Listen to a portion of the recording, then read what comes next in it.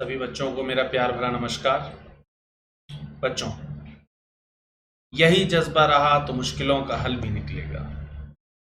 जमी बंजर हुई तो क्या हुआ, वहीं से जल भी निकलेगा। ना हो मायूस, ना घबरा इन अंधेरों से मेरे साथी, क्योंकि इन्हीं रातों के दामन से सुनहरा कल भी निकलेगा। इसी सोच और इसी उमंग के साथ में मैं अर्पित यादव एक बार फिर दोबारा से आपका स्वागत करता हूं लेट्स क्रैक एसएससी चैनल पर।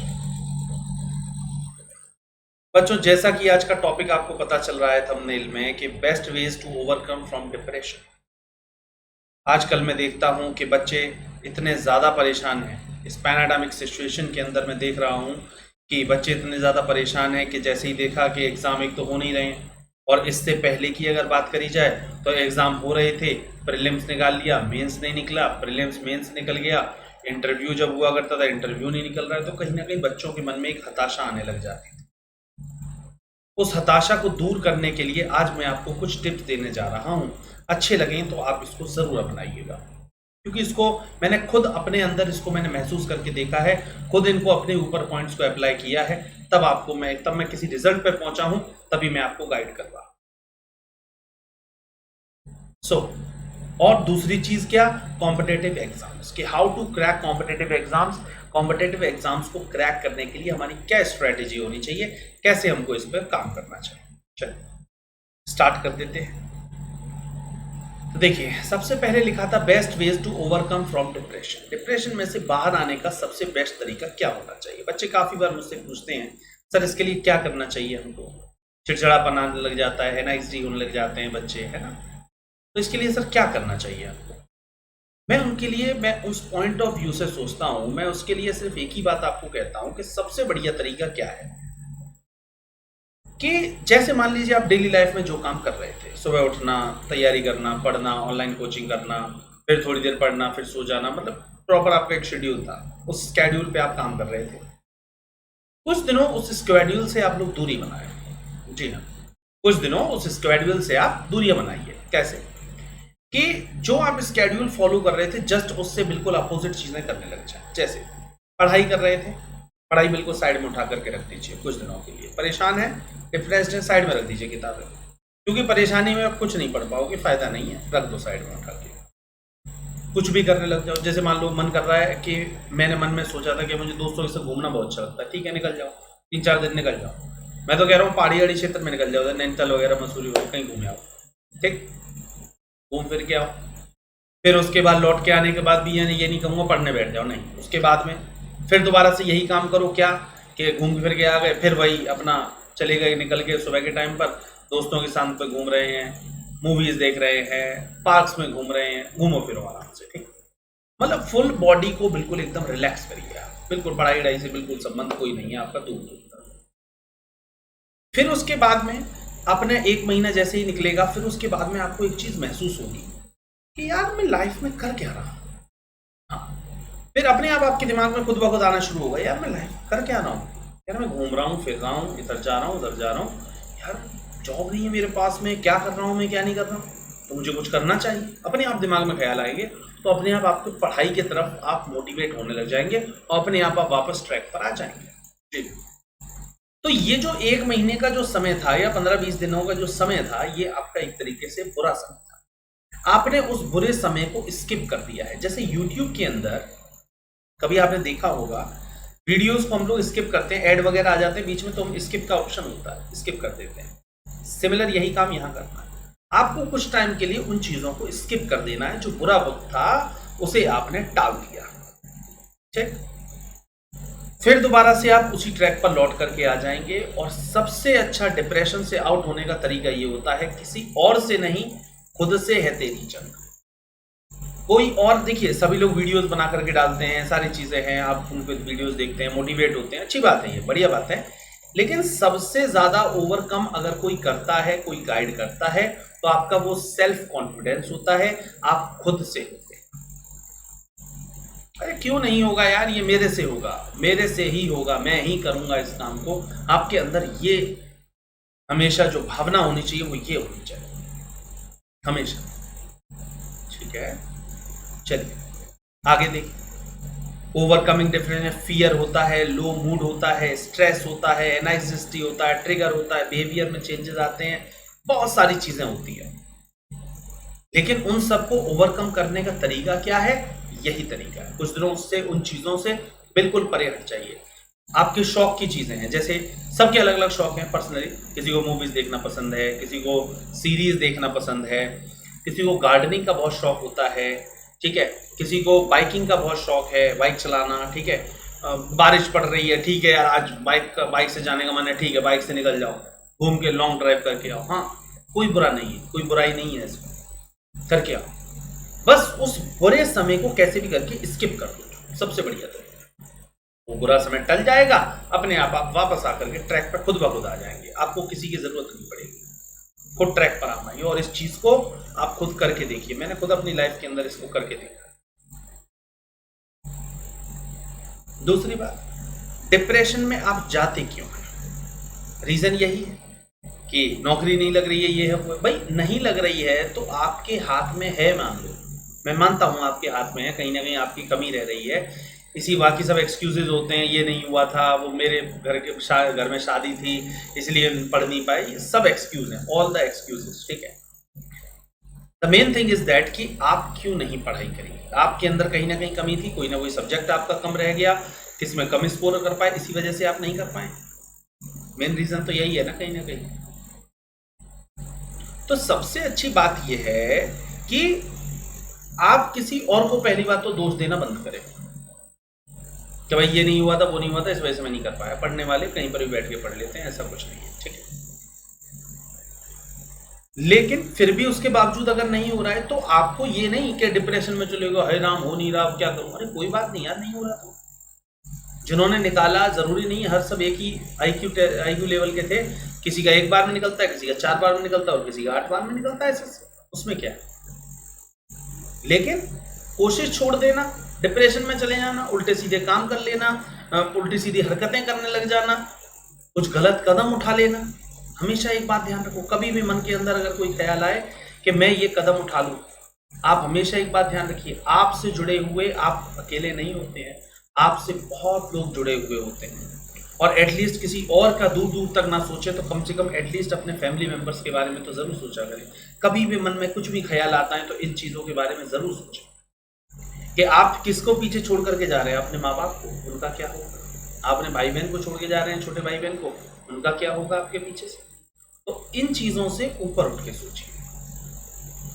वो एक पुराणों में, वेदों पुराणों में बात लिखी गई है कि 84 लाख योनियों के बाद इंसान का जन्म मिला है, और इंसान का जन्म अगर आप ऐसे अगर बेकार कर देंगे, ऐसे खत्म कर देंगे, क्या फायदा है बेटा? वो भी एक्सेप्ट नहीं करता है, उसके पास भी जाते हो तो भी वो भी ये कह देता है कि नहीं, मैंने तुम्हें जन्म दिया था कुछ करने के लिए, इंसान का जन्म इसलिए दिया था, ये नहीं कि लौट करके दोबारा से मेरे वापस आ जाओ मेरे पास में, नहीं, वो भी आपको एक्सेप्ट नहीं करेगा। ध्यान रखिए इस बात का, ठीक है। ये बातें बहुत बड़ी बड़ी हैं, चीज़ों को समझने में थोड़ा सा समय लगेगा, मेच्योरिटी के साथ में समझ में आएंगी, ठीक है।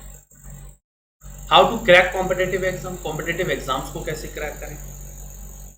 कॉम्पिटेटिव एग्जाम्स के अंदर वैसे तो आप सभी लोग जानते ही हैं कि क्या मेरी तैयारी है क्या नहीं। देखो सबसे बड़ी बात तो ये है कि पहली चीज़ तो ये कि मैं ज़्यादातर बच्चों को देखता हूँ कि जो चीज़ उन्हें ज़्यादा अच्छी लगती है, जैसे रीजनिंग, बहुत बच्चों को मैंने देखा है रीजनिंग बढ़िया लगती है, लगाए पड़े हैं रीजनिंग, 8-8 घंटे रीजनिंग ही कर रहे हैं। अरे भाई मेरे सवाल तो 25 ही आने हैं उसमें, और हम कह रहे 25 में से तुम 25 क्वेश्चन ही सही करके आ गए, राइट करके आ गए, बस यही तो होगा। 25 में से ऐसा तो नहीं लग जाएगा कि 26 तो ज़्यादा अच्छी कर ली तुमने रीजनिंग तो 26 और 27 क्वेश्चन सही करे आए, ऐसा तो नहीं होगा। 25 आएंगे तो ज़्यादा से ज़्यादा 25 ही, या 50 नंबर का है तो 50 ही नंबर आ सकते हैं, इससे ज़्यादा तो नहीं आ सकते ना, 51 या 52 नंबर तो नहीं आ जाएंगे ना। तो जो अच्छा लगता है आपको वो नहीं पढ़ना है, जो आपको नहीं अच्छा लगता है पहली बात तो आपको वो पढ़ना है। बच्चों देखता हूँ, बच्चे कहते हैं सर पॉलिटी बेकार लगती है, बेकार लगती है इसीलिए पढ़ो उसको, सीधी बात है, क्योंकि सवाल तो उसमें से भी पूछेगा ना यार, ये तो है नहीं कि उसमें से ना पूछे, सवाल तो उसमें से भी पूछेगा। तो सबसे पहली बात यह है कि जो आपको अच्छा लगता है उससे ना पढ़े, वो चीज ना पढ़ करके जो आपको ना अच्छा लगता है उस चीज को पढ़ें।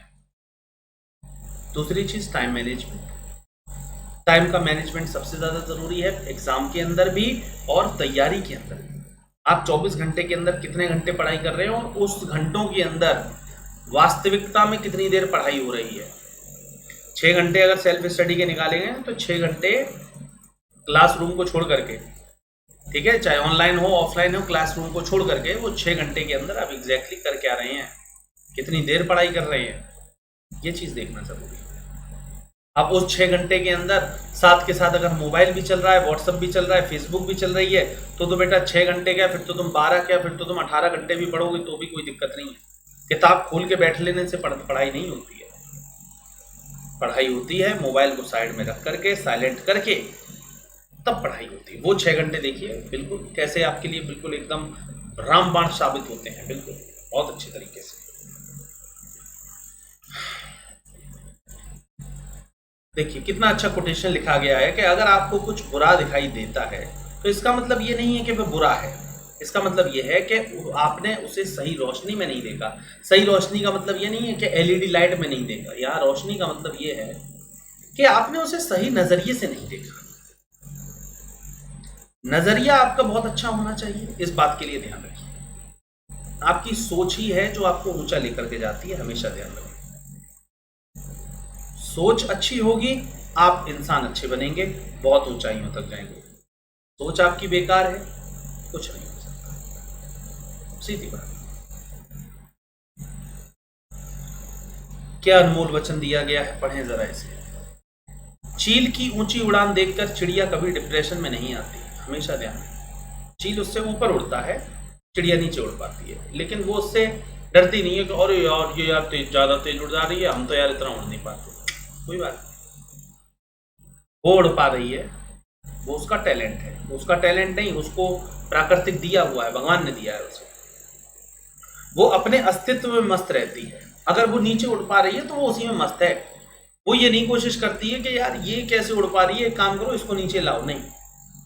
ठीक है, वो अपना जगह है, हम अपनी जगह है, ठीक। मगर इंसान की ऊंचाई देख करके बहुत जल्दी डिप्रेशन में आ जाता है। जैसे मैंने एक एग्जांपल लास्ट वीडियो में भी दिया था कि पड़ोसी है, पड़ोसी के लड़के की नौकरी लग गई, उसके यहाँ शादी हो गई और बढ़िया गाड़ी आ गई उसके यहाँ पर। अब गाड़ी आ गई तो आप तो जलन के मारे मरे जा रहे हो, क्यों? अरे यार इसके यहाँ पर गाड़ी कैसे आ गई, हमारे यहाँ गाड़ी क्यों नहीं है?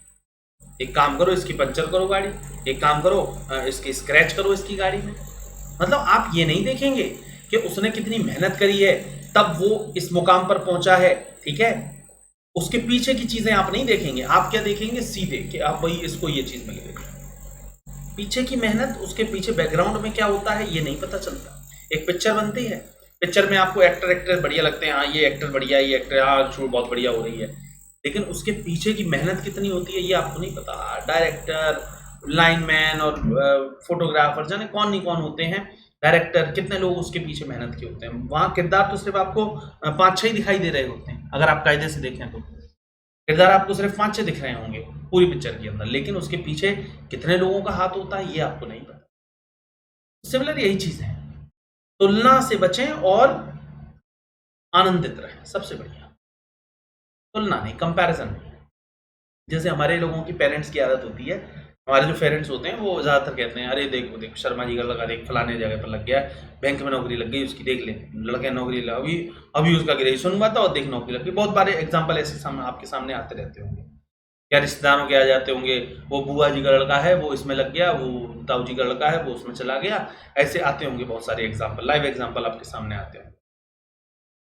तो मम्मी पापा का तो बोलने का काम है, अब क्या आप उन्हें पलट के जवाब देंगे? नहीं, उन्हें जो सही लगता है वो उसका कह रहे हैं। अब ये नहीं कि वो गलत है, लेकिन आपको उस पॉइंट ऑफ व्यू पर क्या करना है, उस जगह पर आपको क्या करना है। ठीक है, आपने सुन लिया, अपने मन के अंदर रखिए और एक अंदर से जोश लाइए कि ठीक है तुमने किया है, अच्छी बात है, मैं भी करके दिखाऊंगा। तुमने किया है, तुम 10 लाख की गाड़ी लेके आए हो, मैं 20 लाख की लाऊंगा। ये डेडिकेशन होना चाहिए आपका, ये नहीं कि वो ले आया लाडा, ऐसा ये चीज गलत है। सोच हमेशा ऊंची, इंसान की सोच ही है जो उसे बनाती है, हमेशा ध्यान रखें। अकेलापन या असफलता डराती है, डिप्रेशन से लड़ने की शक्ति देंगे ये विचार, बिल्कुल। Unfortunately no one notices your tears. हमेशा ध्यान रखें, आपके कभी भी कोई टीयर्स के ऊपर नहीं देखता है। No one notices your sadness, तुम्हारी सैडनेस को कोई नहीं देखता है। No one notices your pain, तुमने उसके पीछे दर्द कितना उठाया है ये कोई नहीं देखता है। आप कितनी रात भूखे पेट सो करके आपने एसएससी की तैयारी करी है ये कोई नहीं देखेगा। देखते क्या है, but everyone notices your mistakes. आपके मिस्टेक्स निकालने शुरू कर देते हैं लोग, ये आपको बहुत लोग मिल जाएंगे ऐसे। लेकिन ऐसी प्रवृत्ति लोगों से बचना है। जवाब कुछ नहीं देना है, जवाब अपने काम से देना है, हमेशा ध्यान रखें। मैंने कभी नहीं बोला आपको आप मुंह पर उनके जवाब दें, कभी नहीं। अपने काम से जवाब दीजिए। नौकरी लगाइए, खुद ब खुद उनके मुंह पे ताले लग जाएंगे, आपको कुछ कहने की जरूरत नहीं पड़ेगी। हमेशा ध्यान। When will come my right time, अपना टाइम आएगा। आजकल ये बहुत ज्यादा चल रहा है, जब से वो गाना आया है तब से ये बहुत चल रहा है, अपना टाइम आएगा। भाई दोस्त एक बात बता दूं, समय कभी आता नहीं है, समय लाया जाता है, हमेशा ध्यान। समय के इंतजार में बैठे रहोगे तो समय तुम्हारे इंतजार में बैठा हुआ है कि तुम उसके पास में आओगे, और तुम समय के इंतजार में बैठे होगे वो तुम्हारे पास आएगा। और फिर ऐसे कोई भी एक दूसरे के पास नहीं जा पाता और लाइफ होती है स्पॉइल कहीं ना कहीं। तो समय आपको लाना है, राइट टाइम आपको लाना है कि आप किस तरीके से लाते हैं। नहीं तो ऐसे ये लड़का बैठा हुआ ऐसी क्वेश्चन मार्क लगाए बैठे रहो, हाँ आएगा सही समय, अभी आएगा, चल दिया वहां से, रास्ते में जाम में फंस गया होगा, आ रहा होगा। नहीं, सीधी बात है, राइट टाइम अपने आप लाना पड़ेगा, आएगा नहीं, सीधी बात। निंदा से घबराकर अपने लक्ष्य को ना छोड़ें, क्योंकि लक्ष्य मिलते ही निंदा करने वालों की राय बदल जाती है। बिल्कुल सही बात है।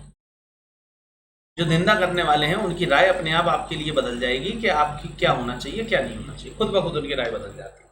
आपको कुछ कहने की जरूरत नहीं पड़ेगी, कंफर्म बात है।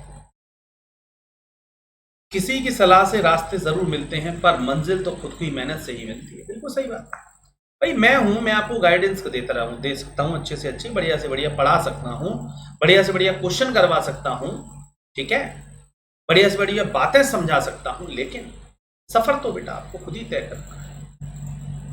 मैं भी आपका एक हद तक ही साथ दूंगा। कोई रास्ता है, कोई 1000 किलोमीटर है मान लीजिए, 500 किलोमीटर तक का सफर मैं तुम्हारा तय करा सकता हूं उंगली पकड़ के तुम्हारी, लेकिन अगले 500 किलोमीटर का सफर तो मैं खुद ही तय करूंगा। तो उस मंजिल तक पहुंचने के लिए मैं तुम्हें तुम्हारी हेल्प कर सकता हूं, लेकिन तुम ये कहो कि मैं तुम्हें उंगली पकड़ के और उस जगह तक पहुंचा दूं, ये नहीं हो सकता। वहां पहुंचना तुम्हें खुद ही है। तो इसीलिए बोला गया है कि मुश्किलों तुम आसान मत होना, मेरी जीत जीते जी मर जाएगी। तो राह में अड़ंगे आएंगे, ठोकर लगती है, आदमी गिरता है, उठ के फिर खड़ा हो जाता है। उसी को ही बाजीगर बोलते हैं जी, इसी को ही हौसला कहते हैं, और कुछ नहीं होता, यही होता है। इसलिए मंजिल की तरफ बढ़ते रहें, अच्छी सोच, अच्छी उमंग के साथ में। बाकी हर तरीके से हेल्प करने के लिए आपके लिए हम हमेशा तैयार हैं। लेट्स क्रैक एसएससी एक आपका परिवार है जो हमेशा आपकी हेल्प करने के लिए हमेशा तत्पर तैयार है। बाकी आलोचना करने वालों का कभी ना कुछ हुआ है और ना कभी कुछ होगा, ये आपको हर जगह मिल जाएंगे, हर मोड़ पर मिलेंगे, हर जिंदगी में मिलेंगे, सब जगह मिलेंगे। उनसे घबराना नहीं है और पलट के जवाब नहीं देना कभी भी। अपनी जवाब अपने काम से देना है, ना कि अपनी बात से। इसी के साथ ही आज्ञा लेना चाहूंगा आप सभी लोगों से। बहुत बहुत धन्यवाद। वीडियो पसंद आए, ठीक है, आशा कर सकता हूं ऐसी, और चैनल को सभी लोग सब्सक्राइब जरूर करें। और इसी तरीके से अगले मोटिवेशनल वीडियोस के लिए लगातार जुड़े रहिए लेट्स क्रैक एसएससी पर। हर फ्राइडे को एक इस तरीके का वीडियो मेरा जरूर आता है, आप लोग इस वीडियो को देख लीजिए। और इससे पहले भी लास्ट फ्राइडे का भी एक वीडियो है, उसको भी आप सभी लोग जरूर देखिएगा, ठीक है। चलिए ठीक है, फिर तब तक के लिए सभी लोगों से धन्यवाद। Thank you so much. ऐसे ही पढ़ते रहें और आगे की ओर बढ़ते रहें। मैं आपके अच्छे और कुशल भविष्य की कामना करता हूँ। बहुत बहुत धन्यवाद, दिल से धन्यवाद, बहुत बहुत धन्यवाद। Thank you so much, thank you.